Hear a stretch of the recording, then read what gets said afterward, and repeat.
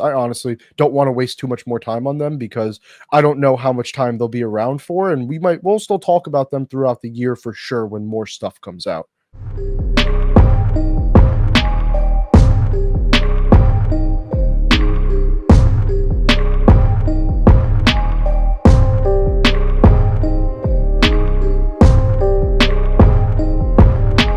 Welcome back. This is the MMA Outsiders episode 112. My name is Zain Bando. To my right is Pat Danna. Thank you very much for joining us today. It really is great. We appreciate it. This is our little weekly venture here on the Empty the Bench Podcast Network. And speaking of the Empty the Bench Podcast Network, we wanted to get a few particulars out of the way before doing anything else. First one, obviously, being to please be sure to like and subscribe to the Empty the Bench Podcast Network on YouTube. We just surpassed 900 subscribers about a little over a week and a half ago or so. So it would be very much appreciated if you guys checked everything out there. You can do so, youtube.com/ETB Network. It's greatly appreciated that you guys do that. And speaking of all that as well, be sure to also check out the MMA Outsiders wherever you get your podcast. You can do exactly that on Apple Podcasts, Spotify, Acast, and wherever else you get your podcast, and so much more. And for those of you who are on the audio only side, be sure to come back over to the video side as well. It would be very much appreciated. And I would be remiss if I did not mention that the MMA Outsiders is presented by Playback. They've been a wonderful sponsor to us. We're just off the heels of doing a national championship stream where we saw Ohio State cap off the college football season with a win against Notre Dame. So be sure to continue to check out all of the Playback stuff that we have coming up. You can do so on playback.tv/ETB Network. Yeah, and we cover all sports on Playback, just NBA, NFL, baseball, MMA. We get through a lot of it on Playback. So hopefully as soon as they get to branch out more, maybe you'll get to see some more stuff from us MMA guys doing some MMA stuff on Playback, maybe potential live streams and stuff like that. But as it grows, for now, we have a lot of different options in a lot of different sports. So definitely check it out. A lot of different options, including the NBA, the WNBA, as I just alluded to, college football, and so much more. And speaking of Playback, presented by Playback, watching sports is more fun with others, but we spend too much of our time watching alone. Playback is a virtual space where communities can stream live sports together with everyone perfectly synced up. Creators can hop on stage, deliver their own play-by-play analysis and commentary, and invite viewers up for Q&A. Playback makes watching sports fully interactive and a social experience. From playing fantasy sports, repping your favorite players and teams, and watching with the commentators and communities you care about. Win or lose, sports are best enjoyed together, and as Pat alluded to as well, we hope to bring you guys some more combat stuff soon when we can. But for now, it's time to get into the show, and I'm very, very excited to get into the show today because we have a whole lot to discuss, don't we, Pat? Yeah, we definitely have a lot to get into today. A lot happened over this past week in MMA, so let's get into it. Sure. So to begin with what happened over the weekend, we had the first PFL event of 2025, branded as the PFL Road to Dubai Champion Series, saying that 3 times fast. It was a very weird title to this event. I think it had way too many characters attached to it, but all of that stuff aside, this new era, I guess you could say, of the Professional Fighters League has officially begun. And before we get into the fights that took place on a rather interesting main card, what were your overall impressions of this event? How did you feel while watching it, and how do you think it was perceived? I thought it did a pretty good job. I mean, the main event kind of stole the show, and that's all anyone was really talking about at the end. But there were some solid fights, a lot of solid performances, and a lot of interesting prospects that came up on this card that we really got to see shine against other good prospects and other good names. So I thought it was a pretty solid card, definitely a bit more on the boring side until that main event. I mean, that main event was everything you could ask for, but I'd say it was a pretty solid card overall. A pretty decent start to 2025 for PFL. Yeah, I would say a pretty decent start as well. I know you didn't do picks for this card, but I did. I went 7-4. We did all right on the undercard, but we were able to salvage it on the main card, only losing 1 fight. So I was pretty happy with my overall PFL performance there, or if you will. And Speaking of, I've yet to reveal this since we brought the show back, but I was 68 fights above 500 for the PFL Bellator events, if you will, in 2024. So I'm hoping to keep a similar cushion going in 2025. So I will gladly take a 7-4 start. And of course, one of those fights that I somehow shockingly got correct. It's the talk that everybody is currently mumbling about right now. Was the main event. It was Usman Nurmagomedov taking on Paul Hughes in the final Bellator sanctioned fight that we know of. This one was contested for Nurmagomedov's Bellator lightweight title. We had discussed at length last week what was going to happen with the championship lineages. I don't think we have a ton of clarity on that just yet, but what we do have clarity on is this arguably stole the show as one of as easily, at least so far, the best non-UFC fight of the year, and it could arguably go down by year's end as one of the most entertaining fights of 2025. What did you think of this fight? And then obviously we'll get into the scorecard and all of the others, but just your overall initial impressions of Nurmagomedov Hughes, and if you thought it lived up to the hype or not. I mean, I don't know how you say it doesn't live up to the hype. This fight lived up to the hype and then some. Paul Hughes fought incredible. Usman fought incredible. It was an incredible high-level showcase between two of the best lightweights in the world, honestly.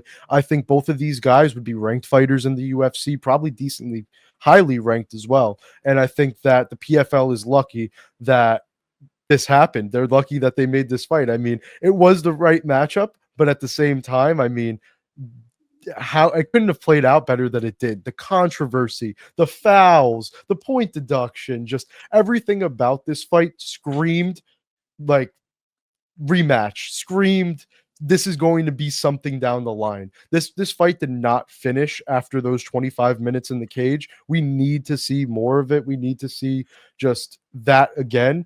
I think that was a draw, but if you were to give Usman the win, I didn't think it was too crazy. I know some people were calling it a robbery. I didn't really feel the robbery thing, but I thought this was an incredible high-level showcase between two of the top lightweights in the world. I can't wait to see it again because that's better be what they do next. And I mean, how could it have been any better for the PFL, right? It couldn't have went any better for the PFL, this fight going the way it did. Yeah, you mentioned a lot of great points, and one of those points that you just said, and something I'd really like to hone in on, is, I think the people who are calling robbery. Let's be frank here. Some of those people have not been watching the sport for maybe as long as somebody like myself. As you want to look up robbery, you look up fights like George St. Pierre versus Johnny Hendricks. You want to look up robbery, you look up fights like Machida versus Shogun 1. That was the furthest thing from a robbery. That was actually one of the closest fights that I could remember seeing in quite some time. To where it got to the point where I'll probably have to go back and rescore it because I cannot tell you based on my initial recall if I had it 48-46 for Usman or 47-47. I kind of looked at that fight going, wow, this fight could go either way. And I actually don't know how the judges are going to lean. And sure enough, I think the one that was the local judge probably ended up having the best scorecard out of the three. So, there was a lot of talk about that with the local judging and whatever. The one local judge that was there scored the fight a draw. So that argument gets thrown out of the window very quickly. For sure. And you have to look at the other two judges, even though the other two judges have their own questionable histories attached to both of them. You have to give them credit too that at least one of them didn't say anything ridiculous like 50-45 or 40 or 49 or 49-45. Even any of those real lopsided cards, at least we didn't get that. Yeah, no, I mean, I think that the scorecards looked worse than they actually did. I feel like the fight was extremely close. A lot of those rounds were so close and probably were determined by the littlest things. So I hated seeing people call that a robbery. I really don't think that was close to a robbery. I think it was an incredible, closely contested fight. And honestly, I just think that I know it's not necessarily right, but making the fight a draw would have been fine. It makes even more of a case for a rematch then too. So I feel like I would have liked to have the fight to have been a draw, but I Right. don't think it was a bad decision that Nurmagomedov got a majority decision. Right, very well said. And to add to the fact too that if they would have ruled the fight a draw, it creates this automatic built-in slash underlined storyline build that you didn't initially have going into the first fight.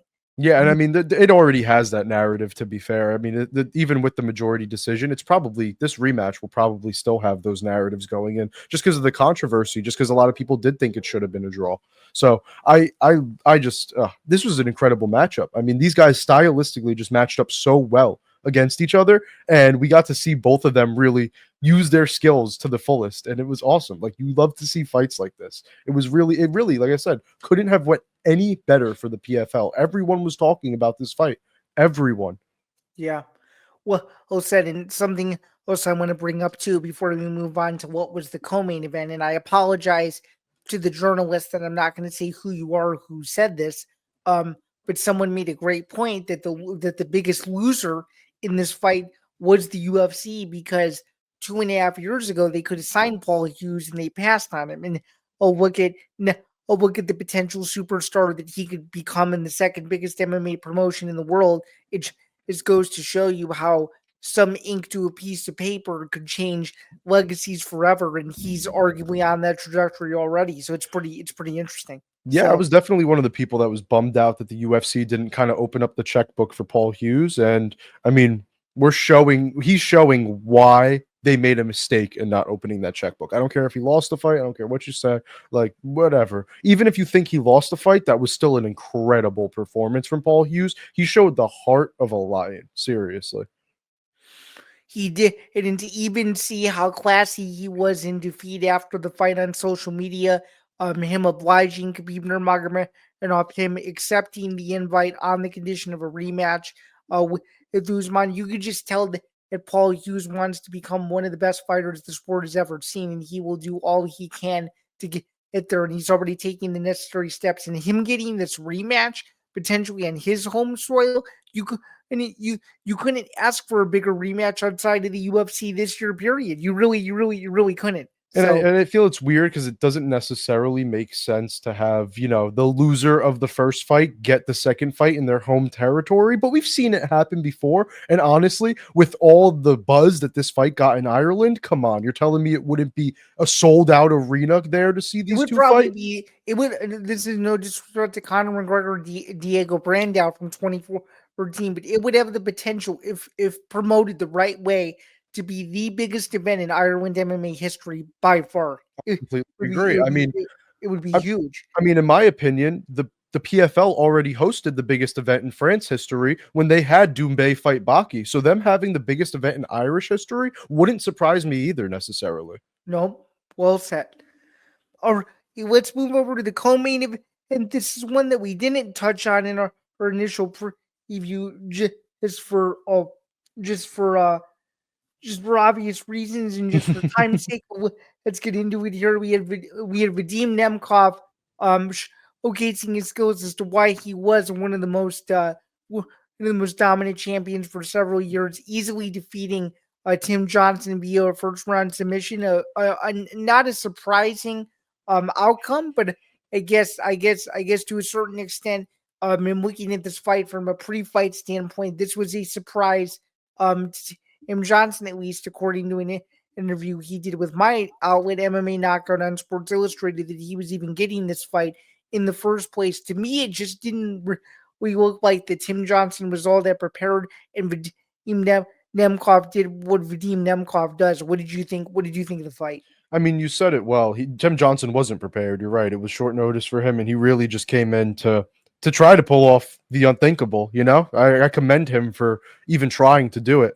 I'm just gonna call a spade, though. This fight shouldn't have happened. It's poor matchmaking. It's poor effort. I mean, come on. Everyone knew that Nemkov was going to finish Tim Johnson in the first round. I don't think anyone is surprised by the outcome. Let's No. give Nemkov a serious opponent next. Let's see Renan Ferreira. Let's see Francis Ngannou. Or I mean, potentially, let's see him in the UFC because he is apparently a free agent. So there's been I would love to see that. And you already know that heavyweight is desperate for legitimate contenders because A, we know that John Jones isn't going to be around forever. And B, if for whatever reason John Jones decides to walk away without fighting Tom Aspinall, Tom Aspinall needs a worthy challenge. Or not, I think giving Vadim Nemkov a title shot in his first fight wouldn't be too far fetched. No, I don't think it'd be crazy far-fetched either, considering Aspinall's beaten half of the top 10 already. So once he becomes champ, it's going to be like, all right, who is Aspinall fighting? Who does he have to fight? So Nemkov's in a weird spot because I know Sean O'Connell, the PFL broadcaster, came out today and said that he heard that Nemkov's contract with the PFL is not up yet and that he will be returning for more fights to the PFL. If that is true, he needs to fight either Renan Ferreira or Francis Ngannou next, and there's no question about it. If that's not true, though, and he is a free agent, I feel like he needs to come to the UFC and be able to potentially show his worth. Dunk. I think it'd be a perfect move for the UFC. They desperately, like you said, need help at heavyweight, and they need another Russian superstar to fill the void. You know how the UFC is going anywhere and everywhere internationally. So and don't make me compare them. Don't make it sound like I'm comparing them skill for skill wise and everything. But the UFC missed out on Fedor a couple of years ago. You know, let's not make the same mistake and miss out on his protege in Nemkov. Pat, it wasn't just a few years ago. Try 15 years ago. Yeah. Oh my God, it was forever ago. It was a while ago. But you know, the UFC missing out on Fedor is one of the biggest what ifs ever. Let's not have the same thing with his amazing protege in Vadim Nemkov and miss out on him too if they actually have the chance. It really depends on his PFL contract and if what Sean O'Connell's saying is true or not, because originally Nemkov was going into this fight saying he was a free agent, but now it seems like we're getting conflicting reports. So it really just depends on what the truth of the situation is. If he's still in the PFL, he needs to fight one of those top two heavyweights. If he goes into free agency, he needs to sign with the UFC. And I don't think there's any other way to split this, honestly. I think that's what needs to happen. Nemkov is one of the top heavyweights in the world, and he should be fighting the top heavyweights in the world, not Tim Johnson at 40 plus years of age. I'm sorry, it's just not what anyone cares to see. Well, said, and just something else I'd like to add before we move away from this for just a second. You made a very good potent point in the sense that if Vadim Nemkov is there and is available as a free agent, it would be a mistake for the UFC to miss out on him. I would agree with you, number one, but number two, in that same sentiment as well. What would be? I mean, how else could you describe the perfect bookend to your PFL career by potentially beating the former UFC heavyweight champion to punch your ticket to the UFC? Could you imagine that? That would be pretty crazy too. And honestly, it wouldn't surprise me all too much if Nemkov could get past Ngannou. I mean, he might get knocked out very quick, but it wouldn't surprise me too much if Nemkov could get past Ngannou. I don't mind seeing that fight. I don't mind seeing Nemkov versus Renan Ferreira. You know, even, I don't know, I think Alexander Romanov has been a guy that potentially just signed with the PFL. I wouldn't even mind that either. Alexander Romanov versus Nemkov. We need to see Nemkov against some of the best heavyweights in the world. It's just these Tim Johnson fights aren't doing it for anyone. Yeah, as of the time that we're recording this, within the last hour, he is officially signed with the PFL. Yeah. So that fight, even it's not the Renan fight, it's not the Ngannou fight, but it's still a pretty cool fight, Yes. So just something, not Tim Johnson. I know the original booking was supposed to be Antti D'Elia. That wasn't even a good booking either, honestly. I still don't like. You have to give Nemkov your top guys, man. I don't see any way around it. And you have to give Nemkov guys that fans will actually resonate with. No disrespect to Tim Johnson, he seems like a very nice guy, but fans, at least in my opinion, don't seem to resonate with Tim Johnson the way they would some of these other contenders. Yeah, and it's just because he's on the back end of his career. He's not really a test for a guy like Nemkov, Well, said a complete mismatch indeed for sure. I wanted to get into something that you caught. Let's get into this. What is your fun road to Dubai fact for this week? What do you got for me? So while going through the wiki for this card, I noticed like all 5 main card winners on PFL Road to Dubai had their last names ending in Ov. We had Usman Nurmagomedov win the main event, Vadim Nemkov win the co-main event, Ahmed Magomedov taking out Nathan Kelly, Ibrahim Ibrahimov taking out Kenny Moknoana, and Renat Kavalov with the win. Kleber Fernandez, I think his opponent's name was Yes, Kleber. So correct. yes, so but it's crazy. All five of them had their last names ending in ov. I know that's a big like meme in the MMA community, like that ovs dominate the Magomedovs and everything. Well, we saw that on this PFL main card. All five guys that had ov in their last name all won on the main card. So that was just pretty cool for me. Yeah, that's pretty cool, and it's funny to hear the I guess you could say the how do I say it? The the the random the random caveats that you will get from time to time on podcasts like this. There's your one. There's your one for the week, and the fact that and just to clarify, and the fact that you said that all of them won is pretty impressive too, right? Yeah, I mean that's the thing. Like all the other five's opponents, their last names didn't end in ov. So it's kind of crazy because there were only five on the main card that ended in ov. They were all five in different fights, and all five got wins. That's wild. Yeah, it is pretty interesting. All right, so now moving over back to the United States, we had an interesting card on Saturday night to fill the void. And no, it was not a UFC event. It was Knuckle Mania 5 at Wells Fargo Center in Philadelphia.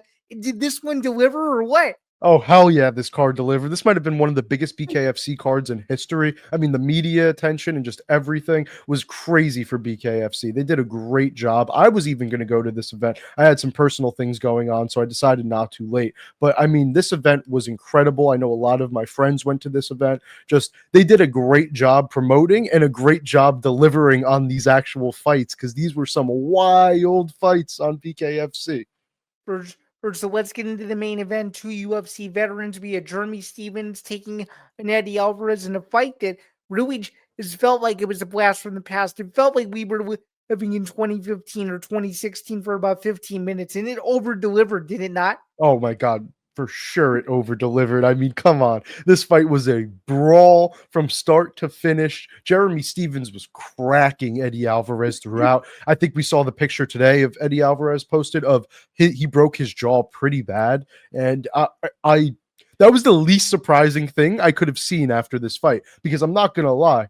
Stevens broke Alvarez. Like after the second knockdown, the way Alvarez looked when he got up, he looked like a different man.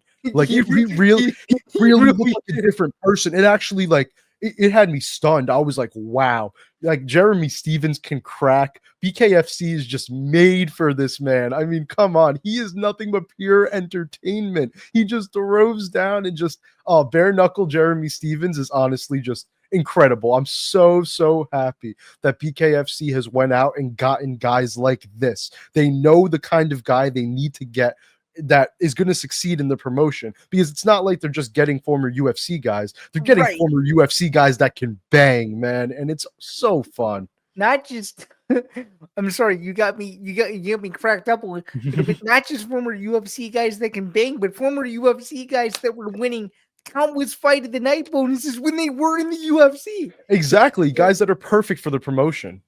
For sure. And you want to know another interesting fun fact about Jeremy Stevens?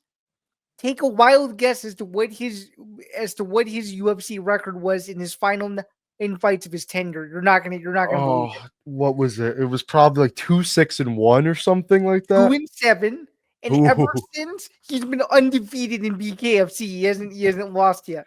And that just goes to show, like, you know, he had gotten figured out in MMA. There's no question about it. Jeremy Stevens was definitely not a great MMA fighter towards the end of his career. I mean, that record right there shows it. But he still had hands. He still had his style. He still had the heart. He went to BKFC and was able to do what he should have continued to do with his career. I mean, it's just so poetic and honestly perfect. And then after the fight, we finally got the Jeremy Stevens Conor McGregor face off. What is it, 10 years later? I mean, come on, man. Like, seriously, that was so awesome. We got to see him call out face off with Conor McGregor. He called out Mike Perry. I mean, there's endless fun matchups for Jeremy Stevens and BKFC. I really cannot wait to see what they do because they've done a lot of things really well. They I really can't have. lie. They really do a lot well. And they've slowly built it from the production level to the to the just mass media attention to people in our circle, to everything that they do across social media. It's second to none. Mhm. Okay, their impressions were probably bigger in the last 4 days than they had ever been in their entire promotion's history. I know. I know. There were videos constantly every single day leading up to this event, to the point where if you weren't in the it's to the point where if you were in this circle, there is no way you didn't know the Knuckle Mania 5 was taking place last Saturday, and there's no way, even for the people that had never seen it, that they were missing it. Yeah, So no, a lot of people really tuned in. I mean, I was so pleased with the product that they put out there. I really was. I didn't get to watch all of it because I was watching LFA and it kind of cut in. I didn't have a right, second monitor with me, so it got tough. But I got to catch the end in the last couple fights of the card, and I was just so blown away with how well everything was done. I thought they did such a good job, and I'm looking forward to it. But also, they had a pretty interesting matchup in the co-main event, right? yeah, he sure did. So we had former UFC veteran Ben Rothwell absolutely annihilate Mick Terrill into another stratosphere. Oh my god! I mean, come on. What was that? Mick Terrill has been a guy that I've known as one of the guys in BKFC. He's one of their guys that they've built up to be one of their champions, one of their best guys. And Ben Yeah, Rothwell homegrown talent. and Yeah, Ben Rothwell kind of just said, "Yeah, no," and ended that all in like 30 seconds, not even. I don't even know how long that fight was. I think it was less than 30 seconds. But I mean, that was an insane. He just smoked Mick Terrill with that right hand, and that was just it was over. I mean, Ben Rothwell, the giant, still pushing, still knocking dudes out like that. I mean, it's absolutely crazy. He's another guy now. And then he goes out and calls out Mark Hunt after the fight. Or actually, no, it's the opposite. Mark Hunt called him out after the fight, and then he accepted in his post fight. So that's a fight that, I mean, come on. Do you want to see Ben Rothwell versus Mark Hunt in BKFC? yeah. I mean, I do too, and I think a lot of people feel the same way. It's awesome, you know. It really is. It's incredible that they're pulling this kind of attention and just continuing to deliver. I'm really happy with what they've done, and a Ben Rothwell Mark Hunt fight. I mean, give me all of that. Well, and in Pat, I think you were overestimating the time a little bit there, my guy. It was 36 seconds that fight lasted. So literally nothing. I mean, he really it felt like the blink of an eye. It really did in the moment. It felt like that fight was just boom over because I mean Ben Rothwell really just took him out with no warning. No warning, no warning whatsoever. And again, another guy, ever since he's transitioned to BKFC in October of 2022, undefeated. Yep. So it just goes to show you how one small combat sports career switch is the beginning of anything and everything that a fighter could have wanted. Because until that point, and Rothwell had a really rocky up and on UFC run of 17 fights, going 9-8. So he needed a total reset, and this has been nothing short of a reset and then some. I mean, this is probably the best Ben Rothwell has looked since he was in his vintage IFL days in 2006. I mean, that's how good Ben Rothwell has looked the last 3 years. And for those who may have forgotten how hard Ben Rothwell can hit, Saturday he proved that he still got it, and he may still have a few more years left. Oh yeah. That's the wild part. So you never know. No, you don't. Or and then just kind of going into the more overarching thoughts on the event. We sort of already spoken about this, but overall, this just felt like a massive coming out party for BKFC. It felt like the event that they really needed to get off the ground in terms of the casual audience. What were your thoughts on this event, and how excited are you looking ahead to their February event, where they should have some pretty good fights on that as well? I mean, I'm looking forward to every BKFC card for the rest of the year if they can deliver like this consistently. I mean, I know this was probably maybe a little bit of an outlier with how big the card was, but honestly, I mean that this really this really proved a lot for BKFC, and I can't wait to see their future because I genuinely believe they're slowly building into one of the bigger promotions out there. Not MMA necessarily, but just combat sports related. I really think they're doing a lot of things right, and I can't wait to see how they approach 2025 after this very hot start. It's going to be really interesting. I'm really wondering who else, like what some of the other stars they're going to be able to pull, who they're going to be. You know, there's going to be a lot of people now interested in coming to BKFC.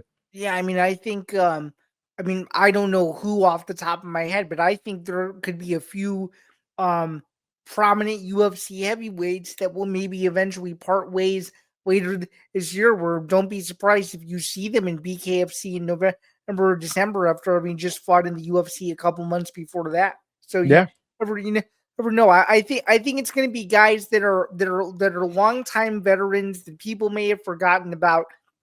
They just need a total reset, kind of like what I said earlier in the show. It's yeah, going to be guys that you thought didn't have it anymore, you thought retired, you thought had totally given up the sport, and they're just going to totally wipe the slate clean. And I think it's going to get some people that maybe fell out of touch with MMA back into combat sports, even remotely a little bit, just because the names are going to be so recognizable enough that it's going to be a new sport that people are interested in following. And as yeah, long as the names are marketable, and as long as the names are names that people have heard of, like a Ben Rothwell, like a Jeremy Stevens, like an Eddie Alvarez, like guys that have been around for a while, don't be surprised. I mean, heck, I even mentioned this promotion in a while, but don't be surprised, if potentially some of these other smaller promotions with UFC veterans in them kind of go in opposite directions. You could be seeing pools of guys from several other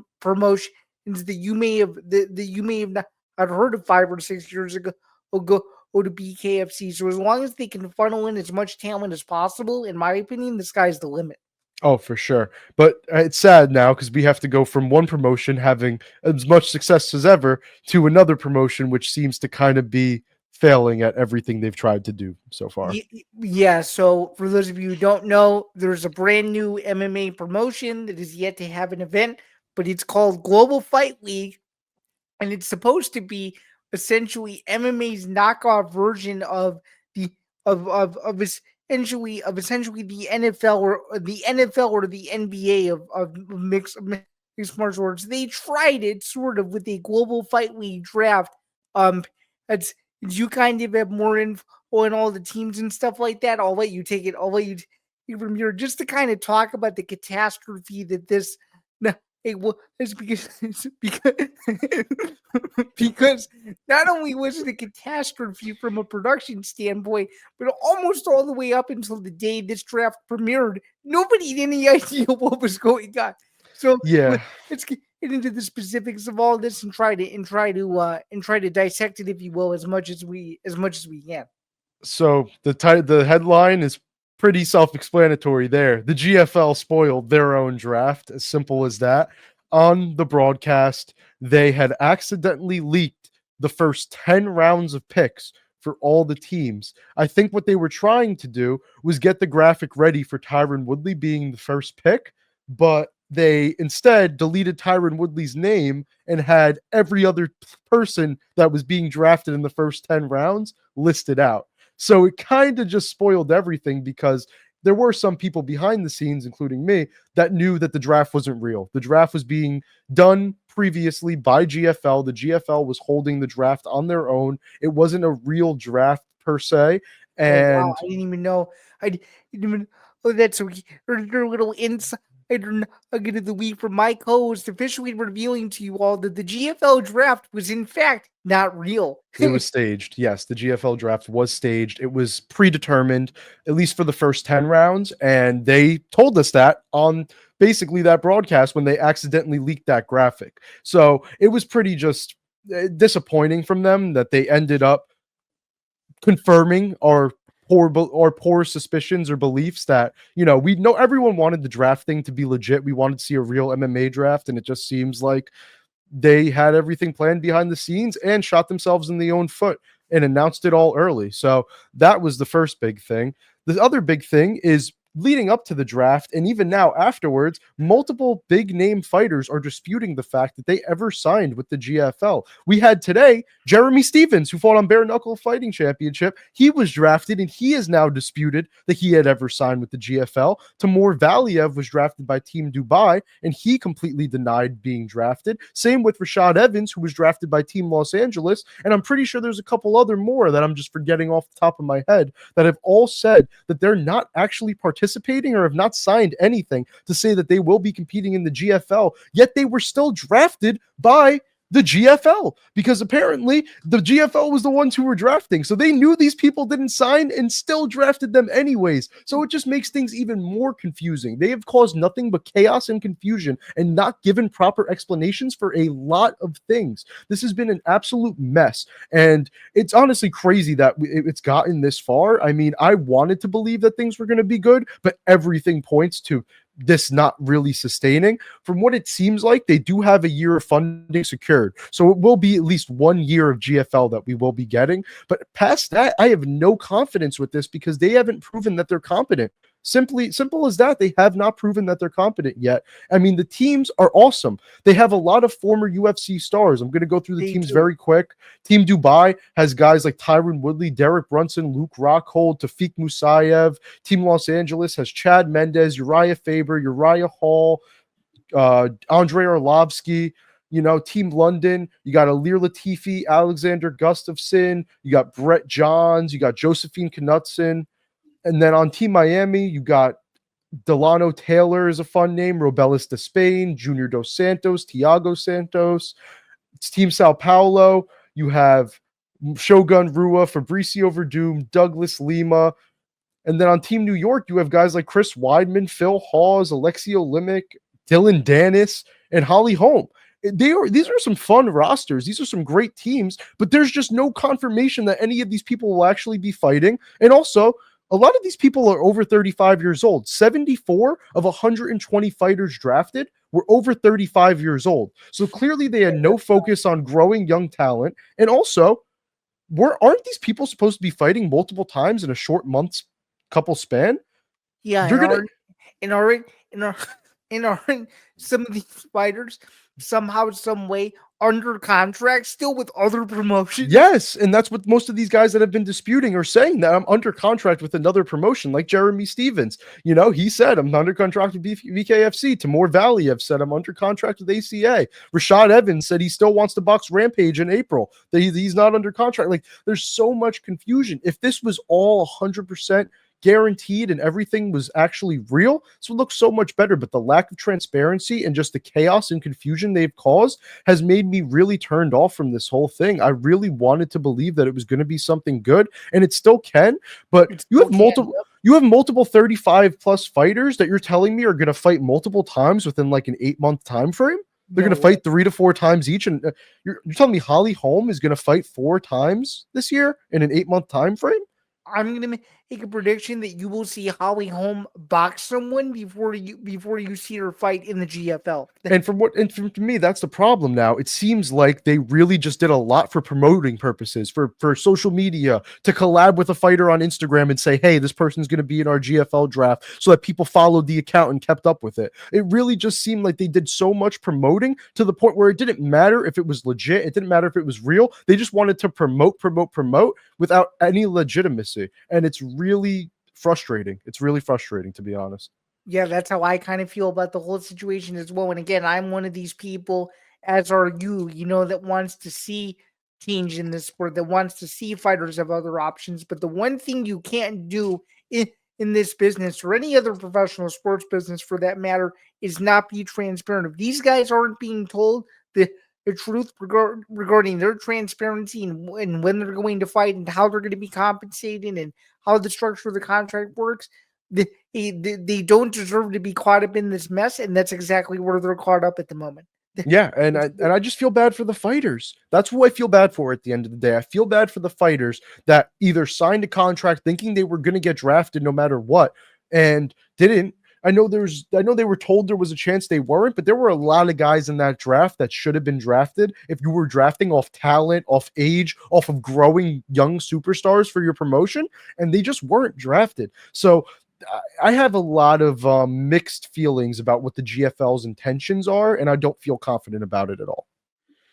Yeah, and most certainly you shouldn't feel confident either, considering that this promotion doesn't even have a TV deal yet. We don't even No, know where we don't even no clue where we're watching. no. Yeah, no, it's this whole situation has been an absolute mess. I honestly don't want to waste too much more time on them because I don't know how much time they'll be around for, and we'll still talk about them throughout the year for sure when more stuff comes out. Let's go back to the other three-letter promotion that's of a little bit more importance, because we have a new UFC main event booking, UFC Fight Night at the Apex. We got a middleweight bout, Marvin Vettori taking on Roman Dolidze. He'd say this is going to be March 15th. The UFC Q1 schedule is finally starting to fill out.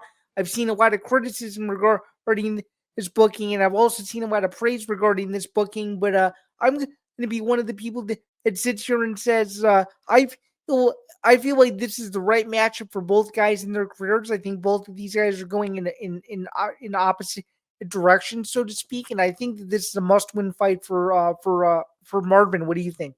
I think so too. I think Vettori is running the risk of potentially, not getting cut, but getting close to that line if he loses this fight. And I thought he did lose the first fight. I thought the first fight that Dolidze did edge him out wasn't a robbery necessarily, but I did think Roman should have got his hand raised. So it's going to be interesting to see now with Vettori potentially going on that downhill slope and Roman kind of going a little bit uphill. It's going to be interesting to see if the fight goes differently. I know Vettori hasn't fought since he got battered by Jared Cannonier. I'm not sure how much that fight is going to affect the future. I guess we'll fight. I know he hasn't fought in over a year, so it's going to be interesting to see how this all plays out with Vettori and Dolidze with the rematch. It's March 15th, so we'll have some time before we get to see it. Yeah, I don't know how I feel about this fight, though. Like you said, it is a must-win for Vettori, in my opinion. Is your early pick Dolidze in this one? I think I have to, just because I thought he won the first one, and I think Vettori's on the downtrend. So I just don't see how Vettori comes back. If Vettori comes back with a really strong performance, I'd be surprised, to be honest. Yeah, I would be surprised as well. And just something to mention too, like, sometimes and this because you watch all of them, but sometimes you just get these Apex main events where it's almost like you go to the Apex assuming that everything is going to be on the line in the main event, and this is one of those fights. So, Yeah. it's not like it's not like it's a top contender fight, but it's one of these. It's one of these kind of gatekeeper wild card style fights to where the loser could be in a really bad spot. No, and I completely agree with you. And neither guy is in a bad spot right now, but the loss for Vettori especially could put him in a very bad position for his future. I can't lie. For sure. And speaking of recent UFC news, we had the UFC's biggest star, Conor McGregor, who is yet to fight in now about 4.5 years, come out and say that the UFC nixed a potential crossover fight with Logan Paul. This obviously doesn't seem like a huge surprise to me, considering how protective the UFC is of their fighters under contract and them having to get special permission to go do outside things.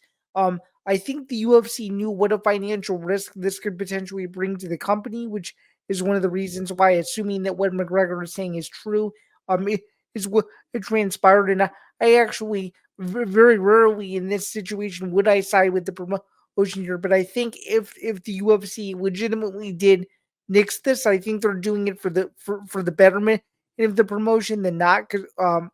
What do you think, though? I really don't have too much of an opinion on it. Like you said, I never really thought this was going to happen because the UFC is very protective of their contracts. And the one time they let it happen, it was to go box Floyd Mayweather for Conor. And when Conor was at the peak of his stardom, when they really could take advantage of it and build off of it, and they did. I don't think a fight against Logan Paul is really going to do anything for the UFC at this point. I don't think and it doesn't really surprise me at all. I mean, I never expected this fight to be a thing. I never expected it to happen, and this just confirms that it probably never will. I don't know. It's a weird situation with Conor right now. He's in a very odd spot with all his legal troubles, with everything that's been going on with him. I have no clue what's happening with him. So honestly, a fight not happening with Conor McGregor's name in it is the least surprising thing to me nowadays. And I think that's a good place to end that. Let's move on now. Two former UFC middleweight champions did link up with one of them that's actually going to be competing this Saturday in Saudi Arabia. We had Israel Adesanya and Robert Whittaker for link up for a bit of a mini reunion. It had been a few years since they last competed, and now it seems that they're friends outside of the cage. This was good. This was good to see, wasn't it? No, it's just awesome to see. I mean, we rarely get to see guys who have had such not it wasn't heated, but just important rivalries like this just link up and just sit on the couch together and just watch some fights, talk. I mean, it was really cool to see. They also trained together. Like it's you love to see stuff like this in the sport, in my opinion. Like even if the guys had a serious heated rivalry years back, it's awesome to see this. Like I I like the part of MMA where guys are friends and can beat each other up and then dap each other up right after. You know, this is the kind of part of MMA that I really do enjoy. It's the part of MMA that I really do enjoy as well. And I'm just happy to see that both of these guys are doing well and are in good spirits, considering that either guy has the well, currently, obviously, Robert Whittaker got to the peak of a potential title shot, and then, of course, lost to Chimaev. But now, Israel Adesanya has a major return to where he almost can't afford to lose himself either. He's going to be fighting in the main event of UFC Saudi Arabia against Nassourdine Imavov this Saturday in a very, very loaded UFC fight night card, one of the better UFC fight night cards in recent memory. Just kind of dissect this in a couple of parts. I guess number one, what are your early impressions of this main event? And do you think Imamov, given his current winning streak dating back to the beginning of 2023, has done enough to earn a fight of his caliber? That's number one. And number two, do you think this is potentially Adesanya's last hurrah? Because I think it very well. I think it very well could be. Well, just because of the structure of the middleweight division right now, I think that, you know, there was a real question that once Imavov beat Brendan Allen, that he could have earned a title shot. So this fight, he's definitely earned a fight like this, in my opinion. I think he definitely deserves it. But I mean, this is a good fight. This is some solid matchmaking. Like it's very interesting because it really all depends on Izzy. We know what Imavov is. We know how he fights. We know what he can do. But where does Izzy sit at this point of his career? Where is he? Coming off these two losses, getting finished by Dricus in a fight that he was up 2-1 on most scorecards, I feel like. It leaves a lot of questions, you know. I'm very curious with this fight. I don't have a great read on it, to be honest. I really am not confident, but if Imavov wrestles, I'm inclined to think that he'd win fairly easily because I do think his wrestling is very strong. And we saw that against Brendan Allen. I think Brendan Allen is a better wrestler than Adesanya. There's not much of an argument there. And I think Imavov handled him on the ground fairly easily. And it's interesting because I feel like old Izzy, this is a pretty fine fight for him. I feel like old Izzy takes him down pretty easily. But now I really don't know where Adesanya's head is at. I don't know where he is physically at this point. I really am not sure. That Dricus fight, he did look good, but just he looked good until he didn't, you know? And that's basically what it was. And I just don't know. I don't know whether to believe if that's Adesanya now or if I don't know. I'm very confused with this fight, to be quite honest with you. What do you think? I'm confused with this fight too, but I'm going to go on the belief that, given the amount of time that Adesanya has took between fights, I feel like there's going to be some sort of rejuvenated energy towards him, and I think that Imamov is the perfect opponent because he's going to come forward and make Adesanya fight Imamov's fight, and I think what's going to be interesting is will Adesanya prevent him from doing that? I think that's going to be the major question, and I think given Adesanya's championship experience, the longer the fight goes, the more favors him. But if Imamov can get him out early, there's no question about it that at some point in 2025 you'll be seeing him fight for a world title, because if you can still beat Adesanya at the caliber that Adesanya is at, regardless of his record in his last 7 or 8 fights or whatever, it's a whole lot. A former champion is still a former champion. So I would like to believe that this fight is closer than people think. I think the odds his point at press time, according to Tapology, I think are very much fair. Adesanya coming in as a slight favorite at -180. The comeback on Nassourdine is at plus 150, and with Tapology vastly agreeing that Adesanya gets back to work and gets a huge win. I I just feel like you can't pick against Adesanya, obviously with his back against the wall like he is here. So I'm actually going to do it. I'm going to pick him. I think he finishes the mid to late third round, and I think it's one of the better early UFC main events of the year. And Nassourdine gives it all he has, but I just think that he's going to have a slight dip in his gas tank, and I think he's going to eventually lose. But I would not be surprised too if Imavov pushes this fight to the fifth round and wins a very close decision. I could see it going either way, but I just feel like knowing the pressure that's on Adesanya, knowing what's on the line, knowing that he wants to stay in the mix to potentially regain his UFC middleweight title that he held for a number of years. To me, there just doesn't seem to be a possibility to me that he loses a fight like that's in this spot. Main event with all the eyeballs on him, probably the biggest UFC fight night card to date this year. I just don't see how he loses, so I'm gonna pick him. I think I'm probably leaning Adesanya at the moment too, but I don't have a great read on this fight right now, and I really have no confidence in that pick. I'd probably, have to think about it more throughout the week, but for now, I am going to lean Adesanya with you. I'd say Adesanya decision maybe to be safe, but I think, I think I lean Izzy at the moment, but that could very much change by the time Saturday comes. For sure. And speaking of Saturday, and speaking of our predictions, and speaking of all of this stuff, through a couple of UFC events, Pat is a slight lead over me, coming in with a record of 19-8, whereas I am coming of we're both coming off of the same record in regards to event, but for overall purposes, I am 4 fights behind you, sitting at 15-12. So it's going to be close throughout the year. We like to just keep track and keep things in flow, so you guys know how we're doing predictions wise as well. And that's going to do it for another edition of the MMA Outsiders. Thank you again for joining us. It's very, very much appreciated. We hope you enjoyed all of the content that we covered today. And Pat, is there anything else you'd like to add as we get out of here? I did want to bring up very shortly the co-main event of UFC Saudi Arabia. I forgot to include it in the producer sheet, so it is my fault. But Nurmagomedov versus Michael Page should be an incredible strikers affair. That should be an amazing fight, and I'm interested to see how those exchanges on the feet will look, because I imagine we'll see a lot of crazy shit from those two guys.